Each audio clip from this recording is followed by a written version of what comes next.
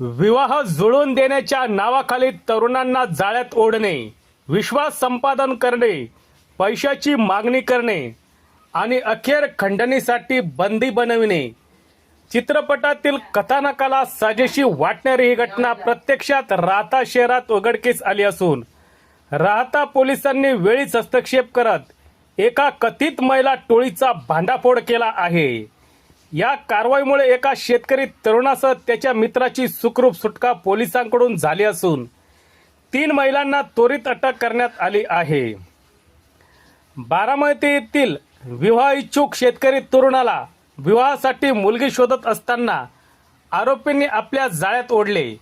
सुरुवातीला विवाहासाठी योग्य स्थळ असल्याचे सांगून विश्वास संपादन करण्यात आला. त्यानंतर राहतालगत साकोरी शिवार येथे मुलगी दाखविण्याचा कार्यक्रम आखण्यात आला. मात्र हा विवाहाचा प्रस्ताव नसून आर्थिक लुबाडणुकीचा सापळा असल्याचे पुढे उघड झाले. मुलगी दाखविल्यानंतर आरोपी महिलांनी थेट 2,30,000 रुपयाची मागणी करत पैसे द्या आणि मुलगी घेऊन जा असा प्रस्ताव ठेवला. कायदेशीर कोर्ट मॅरेजचा आग्रह धरताच आरोपींचा संताप अनावर झाला. फिर्यादी आणि त्याच्या मित्राला घरात डांबून ठेवण्यात आले, तर बाहेर असलेल्या नातेवाईकांना फोन करून खंडणीची मागणी करण्यात आली. पैसे दिल्याशिवाय तुमच्या लोकांना सोडणार नाही अशी धमकी देण्यात आली. मात्र फिर्यादीच्या नातेवाईकांनी प्रसंगावधान राखत राहता पोलिसांशी संपर्क साधला.